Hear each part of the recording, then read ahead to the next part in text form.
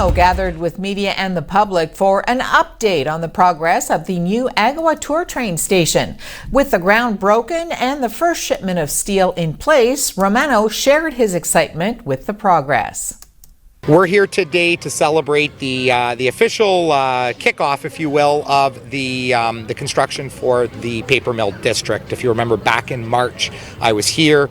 We were inside the machine shop making an announcement where NOHFC had invested $5 million into the construction of the new paper mill district. This will be to create a new train station for our beloved Agawa Canyon tour train. And the facility will also house an exhibit center, a gallery. There will be a microbrewery on site, and a lot of synergies with the existing machine shop, and overall creating this tourism hub for Sault Ste. Marie here at the machine shop paper mill district area.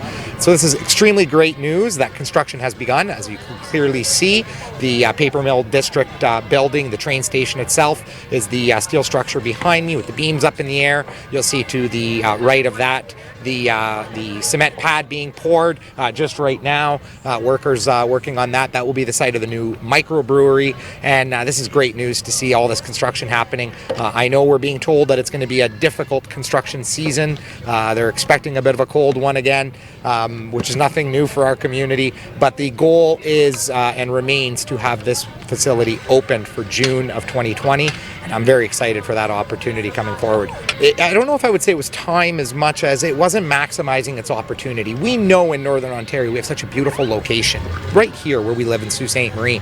We're on the water, we're at the heart of the Great Lakes, beautiful waterfront, beautiful features throughout our downtown. But the Agawa Canyon tour train was one of those features that to get in and off of the train at the location it was at, a lot of tourists would come to our community and not have much else to do once they arrived. So the idea with this is we'll have that exhibit center, that gallery. People will be able to read about the rich history. They'll be able to see some of the background of our community and learn some of the things dating as far back as the Hudson's Bay Company, and then Francis H. Clerg's investments into the community, and so on and so forth moving forward that bring us here today. So it's creating more of a hub, a tourism hub, more for tourists to do, and more reason for them to stay in our community, invest in our community, visit our shops, visit our stores and our food establishments.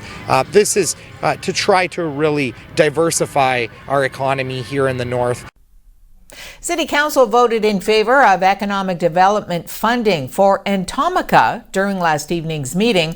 The Insectarium, which recently relocated to the Bushplane Museum, was granted $85,362 under the condition that they will provide Council with a business plan by March 9th, 2020.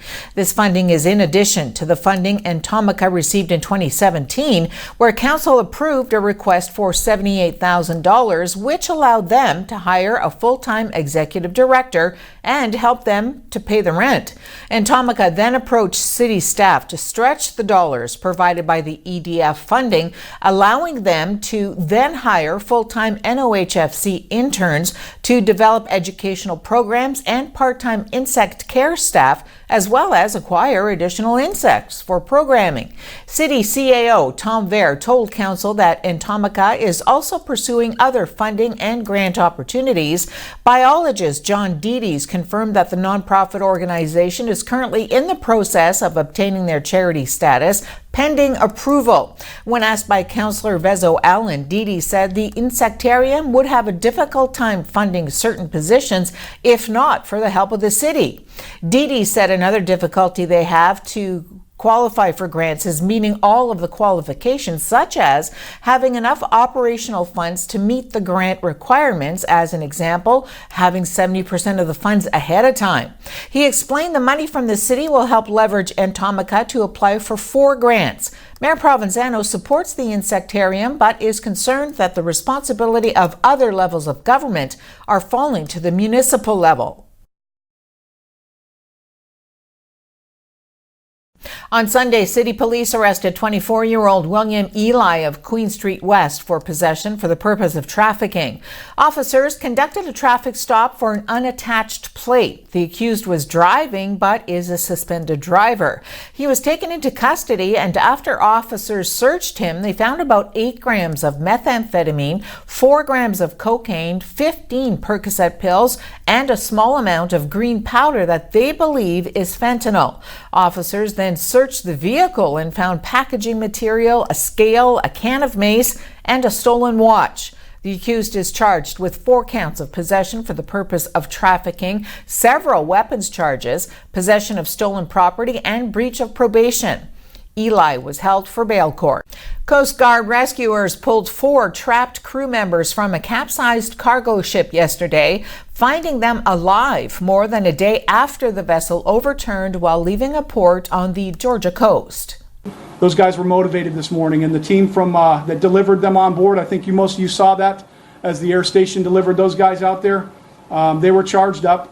And knowing that the people were alive made all the difference. And knowing where to go on a ship that's 600 plus feet big, where to go was an outstanding job by the engineers last night and the salvage team putting that plan together. It was outstanding. When I heard the news this morning that we had tapbacks throughout the night, I think that really motivated the team here. There was just a system of tapping where they would do 3 or 4 taps or more, and eventually... Meanwhile, while people were relieved for the 4 men, they wondered about the removal of the ship. Well, it's just such a natural area, so, we love the shrimp, and just to have the natural seafood and fishing here, it's a big part of living here. So the concern with the oil or gas getting out is big.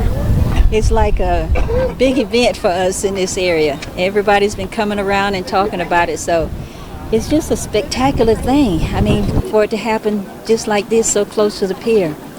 But we're hoping that, everything will turn out okay, especially after the guys getting rescued and everything.